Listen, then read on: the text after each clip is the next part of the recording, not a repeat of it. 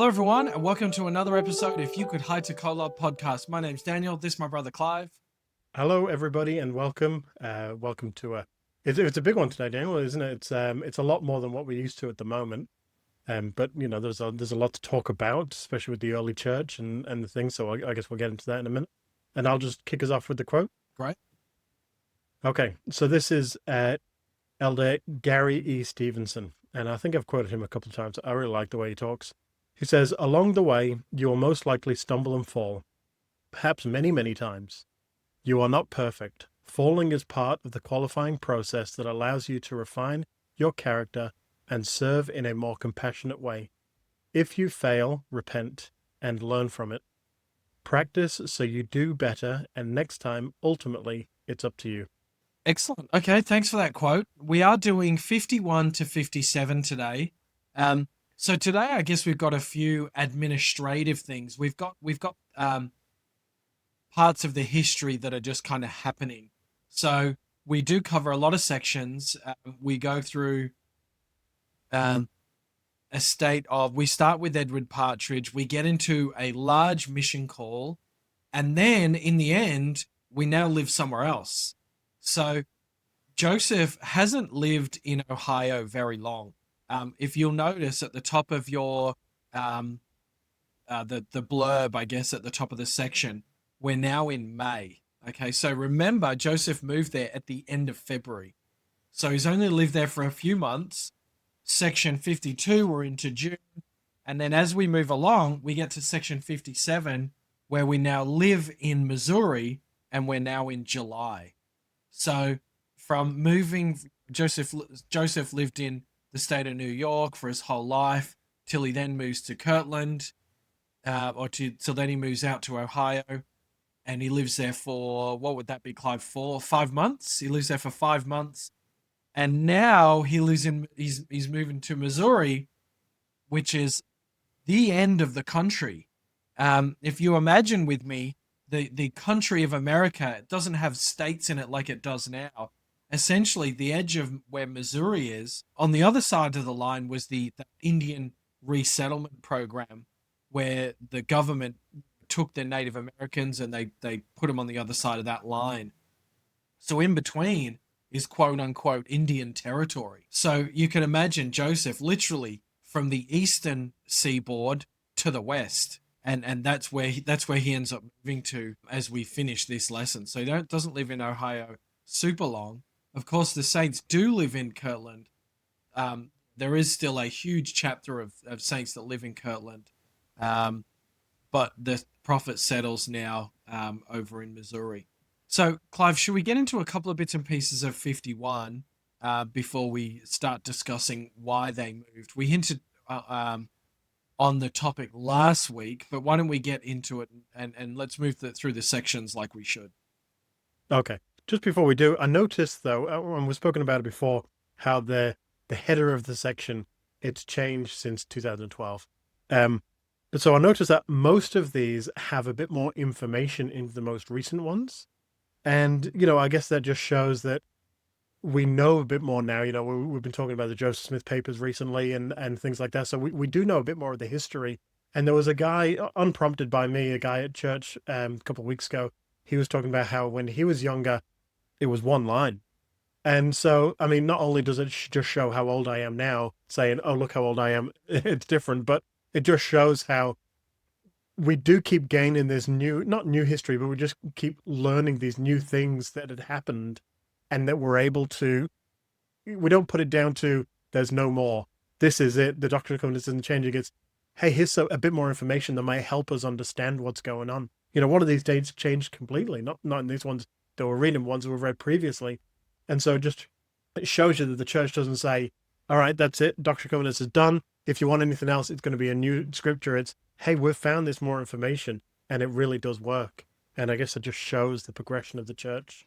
And Clive, is that because it's better for our testimony? Is that better because I'm just trying to think of why that's important? I mean, people, when you talk about the history of the church, and some people know lots of people know tons more than others.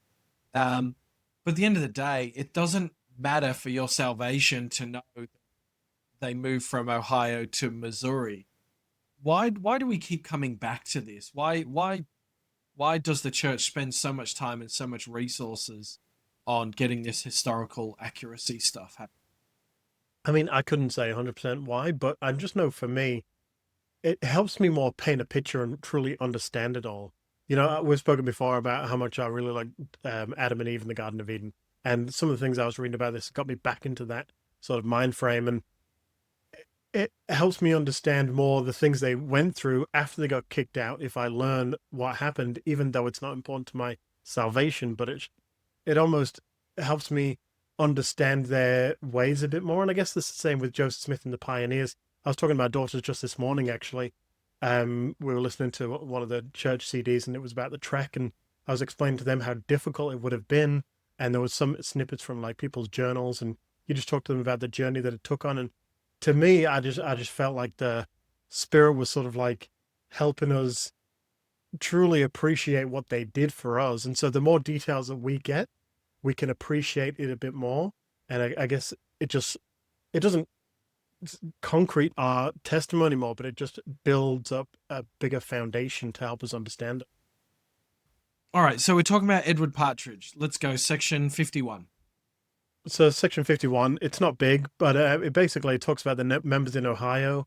They were directed to gather, and they were promised that a law would come, and the law is part of, taking up a big piece of land, dividing their land. And it's essentially what we've been talking about for a little while now, the law of consecration. And this is what that is. Edward Partridge, as you mentioned, he would be their bishop. So as their bishop, it's more than just being their bishop. It's actually him to helping them organize their properties and things like that. I think you gave an example of tools last time we spoke about it, how somebody might have a tool and somebody else needs to use it. And so he would be, as a bishop, you would be in charge of that. And obviously you'd call people to be in charge of that as well. But, I guess this whole section is about Edward Partridge. You're called because you are, I don't know, was he better at organizing the people, or does he just have the spirit of a bishop? And so it all just follows pieces part along with it. Because, bishops now, I mean, they always have been, but bishops are in charge of the youth. And I guess you don't get called as a bishop if you're good with the youth. You get called as a bishop if you have the spirit of a bishop and you learn everything else along the way.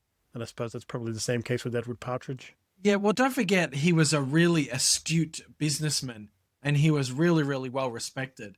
So I think I shared with you that he was a hatter, and he was very good at his job, and he was very, very well respected, and he was financially savvy. And the Lord had been blessing Edward Partridge throughout his life to gain these skills, to hone in on these skills, these gifts, if you would, or talents, to eventually now become a bishop, where these life skills are needed to be put in a place to manage the Lord's storehouse. And so what we're seeing here is people are joining the church, and they're moving to Ohio, and the prophet has instilled the law of consecration. And in our case here, there's a reminder of what this means.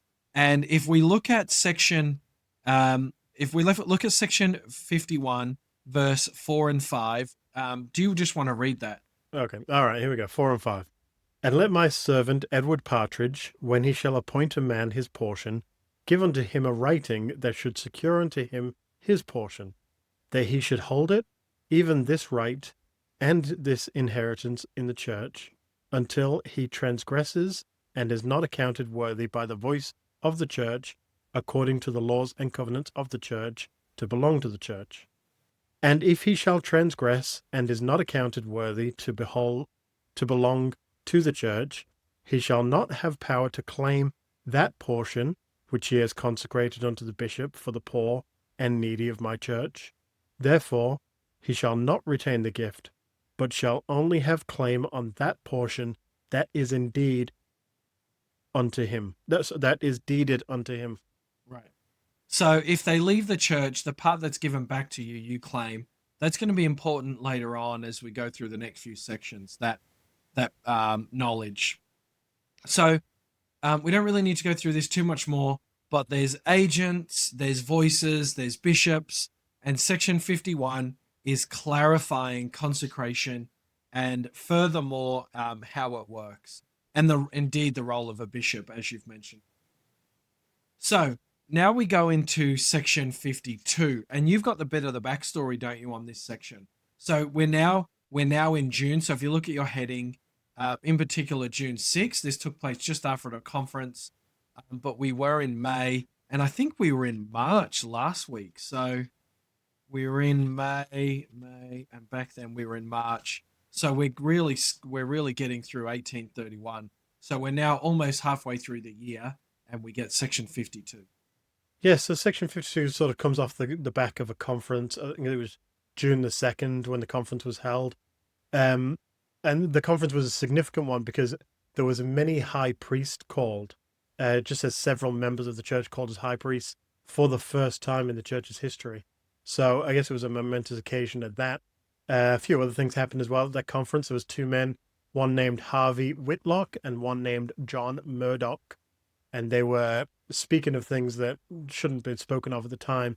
And so they were bound, spiritually, in a way that they couldn't speak. So I thought that was really interesting. But Lyman White, after being ordained a high priest at this conference, he prophesied about the coming of Christ. And he said he saw the heavens open and the Son of Man sitting on the right hand of the Father. So, and I think we're going to talk about him quite a bit in this section. So I thought that was a really interesting. John Murdoch as well, who you've just mentioned, he is the father of the Murdoch twins, where their mother, Julia Murdoch, she died in birth and gave those twins, or those twins were adopted out to Joseph and Emma Smith. So we're talking about those things. Okay, so a couple of things to mention there. My favorite part of this lesson is not till we get to section 56. So you might feel that I just want to rush through a couple of these sections to get to the part. But anyway, that's okay. Slow me down if we need to, or if there's anything else we're going to mention. So in verse 8, we get a mission call to Detroit. John Murdoch, Hiram Smith. And the commentary here in section 9 is, and let them journey from thence, preaching the word by the way, saying none other things than that which prophets and apostles have written, and that which is taught them by the Comforter through the prayer of faith. A couple of things to mention there, Clive. One, say none other things than that which is written by the prophets and apostles. So don't forget, we've got the churches growing, and there is people who are talking doctrine but don't actually know the doctrine. Maybe they've got a podcast called If You Could Hide a Column. But these people are talking doctrine. They don't really know what they're talking about. And Joseph has had to, a number of times through sections that we've been reading over the last few weeks, has had to bring people into line. Or there's conference talks where Joseph has had to say nothing comes from the Lord except by the mouth of the prophet. So there's a warning here to these two missionaries. Go out, but this isn't a time to ad lib. You are not at a point in your spiritual maturity where you can just be shooting off the hip and saying things that just come into your mind. Different to the missionaries now who they've had significant training in the church. They've got good testimonies. Whether they've been in the church for a few years or their whole lives, they've had lots of days in the church, far more than John Murdoch and Hiram Smith. I mean, the church has only been around for just over a year at this stage. So it's not like now where, people just go off and they've got material. So Joseph's saying, don't talk about anything unless you've heard me or my appointed people. Other people at conferences might have spoken. Later on, we will talk about William W. Phelps and him needing approval. And that approval comes by the way of Oliver Cowdery. So there's portions here where it's like you need to be talking about the prophets, apostles only. And then that important verse, Clive, where it says they're going 2 by 2, which is different to what happened with Oliver, Parley, Orson. They go out. There's a foursome that go out. Now we're reading here, go out 2 by 2. I want to ask you, obviously there's very important parts of these sections like you said, 2 by 2, that was a new thing, and that's something that we've carried on. Now, obviously, there's three. Sometimes there's three missionaries together, but just for convenience sake. Why do you think it's repeating itself? Like, it's obviously repeating itself because the prophet needs to reiterate it to those new coming missionaries. But why has it repeated itself to us reading? Even the last section, like the whole law of consecration thing. Yes, we've talked about the law of consecration before, so we've learnt it. Why then is it being brought up again? What's the purpose, do you think, of, well, let's write it all down again? We've said it before, but let's write it all down again for generations to come. There's a couple of bits and pieces. This is our history. This is our genealogy. This is how we came to be. So I think it helps you feel at one with the gospel, that these people who have been, this is the origins of our church. And I guess to me, it helps you feel connected. If I said, what's the origins of your Seventh Adventists? What's the origins of the Catholic Church? Or what's the origin of the Saint Michael's Church down the road? You could probably give me a couple of stories, but nothing that would be as specific as what we're reading. So I think it's some things here have almost no bearing on anything that's going to happen in the future. Like we're about to read out from verse 22 all the way to verse 34 is the missionary companions of June 1831. They got absolutely no bearing at all. But they're in here, and they're in here for us to learn. And I think the Lord wants us to learn these things and wants us to learn where we came from. I guess the one of the reasons I bring it up as well, I've been thinking about the Jehovah's Witnesses lately, not for any other particular reason other than I was asked to speak about them in we're learning just about the history of different churches at the moment in Elders Quorum, so I was asked to speak about it. Anyway. One of the things that they have is a lot of verses, not a lot, but a few verses have been taken out of the Bible. And when I was studying with them a long time ago, they told me that, well, the verses that have been taken out are the exact copies of another verse that had already been written down. So they just weren't necessary. And so when they were going through writing the New World translation of it, they found, well, that's been rewritten and copied from something else, and we don't need that. And I wonder if, I don't know, not that when we're reading the Doctrine and Covenants, we go, well, you know what, that's already been said, we can take it out. But I guess it's more what you're saying, and it's in there a second time, so it's really not missed. This is our history. This is for what we need to understand. And so we're not going to remove it just because it's already been said. Yeah. Let's keep going. 12 and 13, and let my servant Lyman White beware, for Satan desireth to sift him as chaff. 13, and behold, he that is faithful shall be made ruler over many things. So this is a little bit of a warning here. Also, just a sidebar, how intense it would be to have your name in the Doctrine and Covenants so publicly like this. Okay, so Clive, there's a whole bunch of missionaries that are now called Thomas Marsh, Ezra Thayer, Isaac Morley with Ezra Booth, David Whitlock with Harvey Whitlock, Parley P. Pratt with Orson Pratt, his brother, Solomon Hancock with Simeon Carter, Edson Fuller with Jacob Scott, Levi W. Hancock with Zebedee Coltron, Reynolds Cahoon with Samuel H. Smith, the prophet's brother, this prophet's brother who died just a couple of months after the prophet as well, by the way, which not a lot of people know about. Wheeler Baldwin with William Carter, Newell Knight with Selah J. Griffin, and Joseph Wakefield with Solomon Humphrey. So these missionaries are called to go out with each other. Now, why is that important? Well, it's not overly. Not to us anyway. But if we skip forward a couple of sections, we get a public rebuking of Ezra Thayer, and we get the Lord actually saying, if I can just skip forward to section 56, a revoking of the missionaries. Wherefore I revoke the commandments which was given unto my servant Thomas B. Marsh and Ezra Thayer, and give a new commandment that unto my servant Thomas, that he shall take up his journey speedily to the land Missouri, and my servant Selah J. Griffin shall go with him. Now you might recall that big spout I gave. Selah J. Griffin was going with Newell Knight. So it says here, for behold, I revoke the commandment which was given unto my servant Selah J. Griffin and Newell Knight, in consequence of the stiff-neckedness of my people, which are in Thompson, and their rebellion. Wherefore let my servant Newell Knight remain with them, and as many as will go may go, that are contrite before me, and be led by him to the land which I have appointed. And again, verily I say unto you that my servant Ezra must repent of his pride and of his selfishness, and obey the former commandment which I have given him concerning this place upon which he lives. So the Lord is saying, here's what I've asked you to do.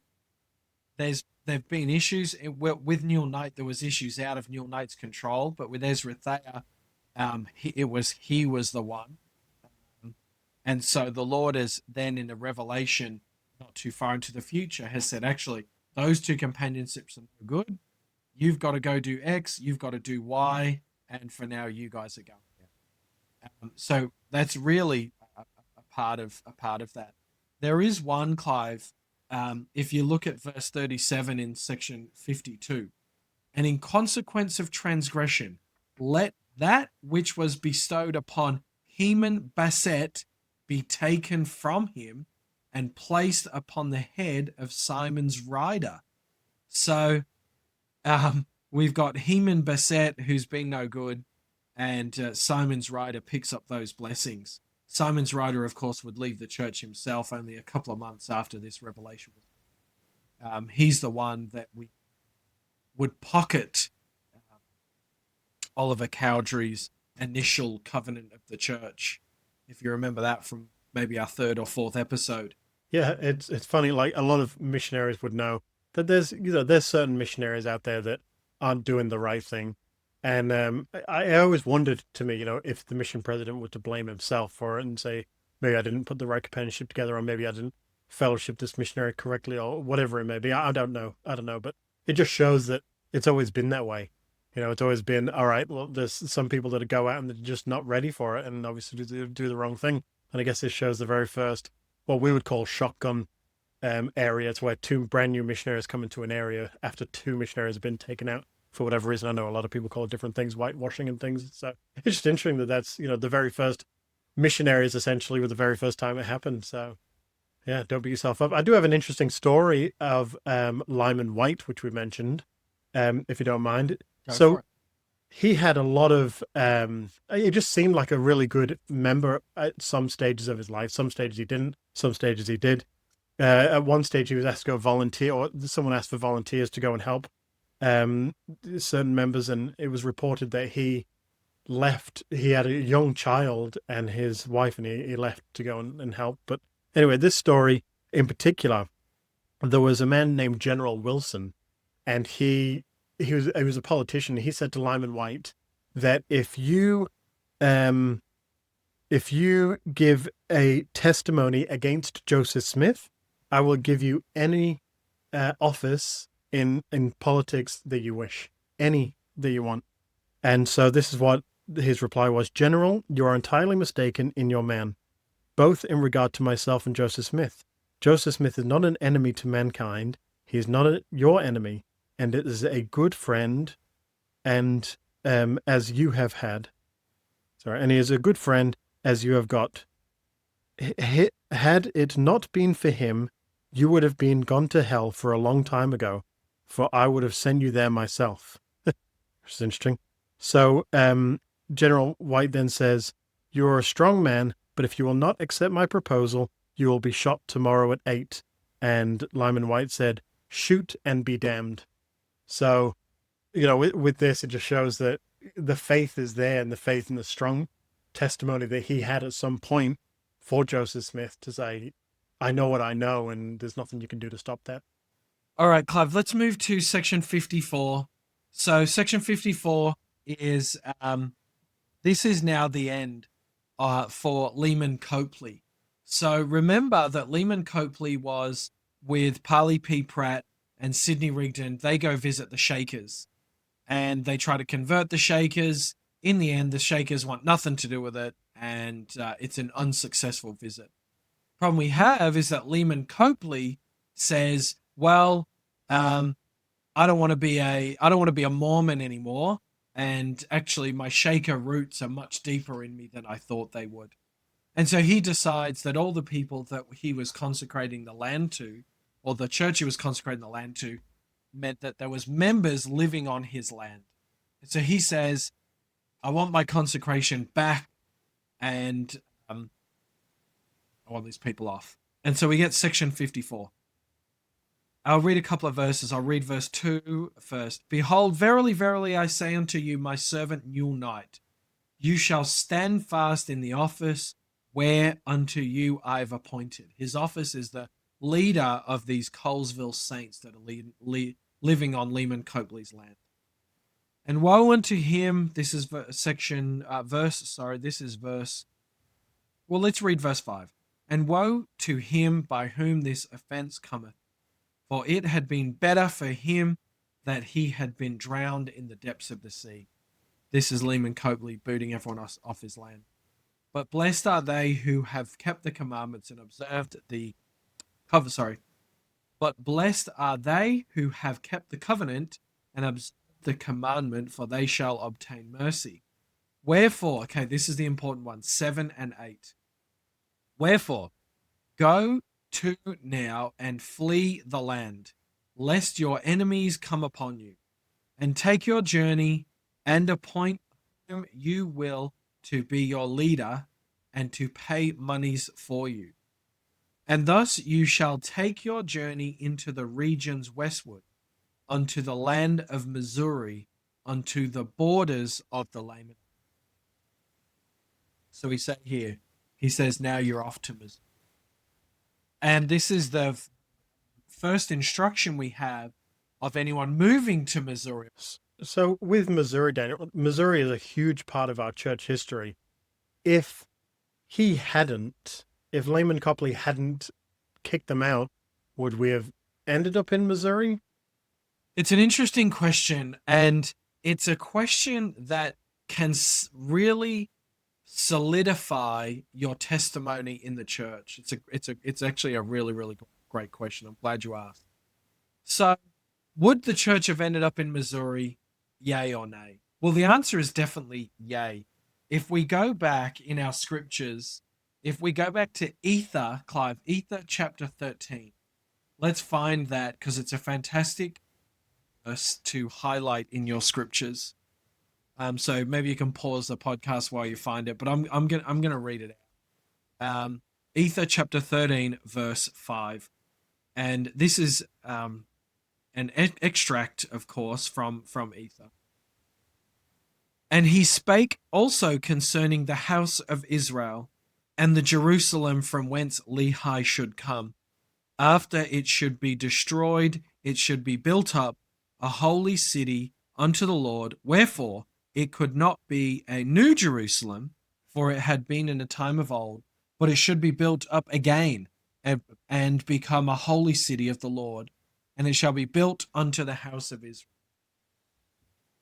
So this is a new Jerusalem that's been spoken. Ether sees a new Jerusalem. How long before did we start learning about this new Jerusalem? Well, again, now we're going to go back to Doctrine and Covenants, section 28. The church was 6 months old, and Hiram Page finds a seer stone.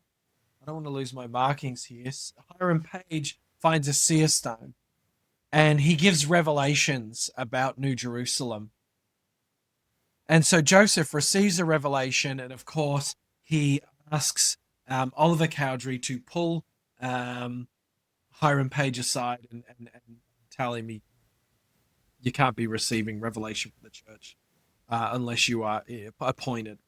But verse 9 of section 28, and now behold, I say unto you that it is not revealed, and no man knoweth where the city Zion shall be built, but it shall be given hereafter.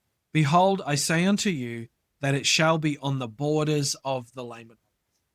So you imagine that language, the borders of the Lamanites. And we get that same language in Lehman Copley's extracting the saints off his land. The language is the same. And thus you shall take your journey into the regions westward, unto the land of Missouri, unto the borders of the Lamanites. And there's one more that tells us it's Missouri before this, which is somewhat, maybe a little bit missed.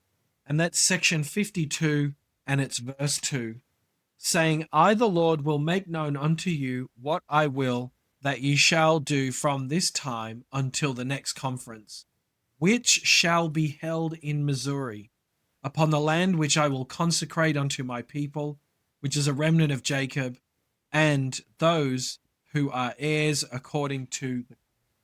So Joseph receives a revelation in June that the next conference is going to be in Missouri. And in fact, it's going to be the land that is being consecrated. And then we have Lehman Copley, his land, and it's basically a week after that the saints are told, because I've kind of been told that that's where it's going. Now, what's my purpose of saying this? Well, way back in September of 1830, there's a revelation that it's going to be that the New Jerusalem is going to be on the borders of the Lamanites.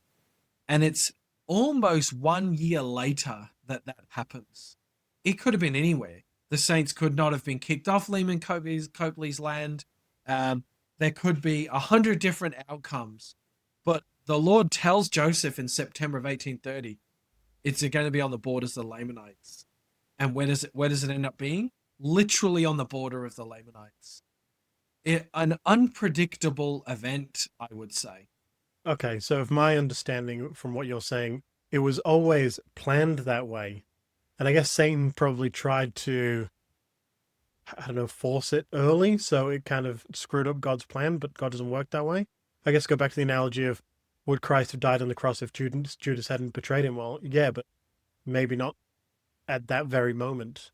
No, well, I think they day. were always going there, Clive, at that time, because it might not have been that week or the week after, but the Lord says to Joseph, the next conference is in Missouri, so you've got to get there somehow.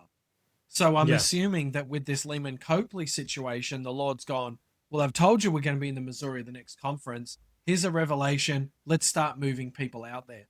Well, yeah, I just think maybe not like that particular day, maybe a day or two later, just because I think in verse 9 when he says, and after you have done journeying, behold, I say unto you, seek ye a living like unto men until I prepare a place for you. So it's almost like the Lord's going to have a place prepared for them at the time that they need to be, but they've been kicked out so early, he's gone, well, go and find somewhere while this place is being prepared for you. Well, I think I'm not quite sure, but they definitely all go, okay, well, we've been told it's in Missouri. Why would we stay? Why would we stay here? We've been told that this is the consecrated land. We're now going to move there. And all of section 57 is real specifics about Missouri. So you imagine they're there now, and we get actual tangible things. Hearken, O ye elders of my church. This is section 57, verse 1. Hearken, O ye elders of my church, saith the Lord your God, who hath assembled yourselves together according to my commandments in this land, which is the land of Missouri, which is the land which I have appointed and consecrated for the gathering of the saints. Wherefore, this is the land of promise and the place for the city of Zion. And this is the verse that I really like. And thus saith the Lord your God, if you will receive wisdom, here is wisdom. Behold, the place which is now called Independence is the center place. And a spot from the temple is lying westward upon a lot which is not far from the courthouse. Temple lot right now, as we speak, is slightly west of that courthouse, which is still there now. So this is all come to be. And the history of this area is unbelievable. This here, Clive, is the city of Zion's what's called a plat, a map. And in the middle here, this is the temple lots that Joseph drew. These are all the different temples. There's 24 of them. This central place is where he originally designated the temples to be. And all of this writing here is temple 1 to 3 is called this. Temple 4 to 7 is called this. And 8 to 11 is called the deacons. One's after the apostleship. One's after the holy priest. And so this land is how specific that the saints got to this area. So it's an important place, and this section of us getting to Missouri is now another chapter in the history of the church. You know what I find so interesting about, we're talking Jackson County, Missouri, Zion, the place. Adam and Eve, right, kicked out of the Garden of Eden. Okay, that's where the Garden of Eden was. They stayed near there their whole lives, and they had children who stayed in that area. The flood came, and everyone was moved off to, it was Turkey-ish area, Middle Eastern area. Then, not long after that, the Tower of Babel, however you want to say it, happened, and the Jaredites came over to America, back to where it all started. Then the Nephites came over. Then Joseph Smith, and it's all back to that center point. It's almost like, here's the Garden of Eden. We're stuck to it. The Latter-day Saints are stuck to it with this rubber band. We might move off, but we'll always get pulled back. There's always a plan, because God's purpose is always that area. And no matter where we go, we're always going to be coming back to it. Everyone seems to think that Utah is the center place, and Utah, non-members I'm speaking of, the Mormons love Utah, but it's not that. It's, this is the area that's always been prepared for it. It's always been that way through all the course of the scriptures, and we always get pulled back to it. It's just fascinating. Clive, I really like the rest of section 57, but I'm not sure we're going to have time. There's a couple of things to mention here. At the end of verse 4, there's a terminology that says there's a line between Jew and Gentile. This is where the saints want to teach, and that line is, the west of the line is the Native Americans, and the east of the line is the Gentiles. There's just so much in here. Sidney Gilbert obtaining a license. That's a license to go and teach the Native Americans. William W. Phelps, a printing press. Oliver Cowdery has to approve that. And there's just so much. It's only short, but this is a real significant change now in the course of the church's history. We're now living in Missouri. Joseph, of course, would move back between Kirtland and Missouri a lot, but we're now in Missouri, and all of those special things that happen there. Well, we're already at section 57. We're almost halfway through the book. Yeah, well, there's a lot to get through, and there's a lot more interesting histories coming up. There is a lot. You're talking about like licenses and things like that. It's just, if we had more time, we could delve into that a bit. But yeah, there's a lot of things that the early saints did that we don't do, but we sort of, we still follow the same course of it. It's just really interesting history, to know our history and to understand where we came from, to understand where we're going. Thanks for tuning in to another episode of You Could Hide to Collar podcast. We'll catch you next week. I think we've just got maybe 3 sections to look at for next week. We will see you then.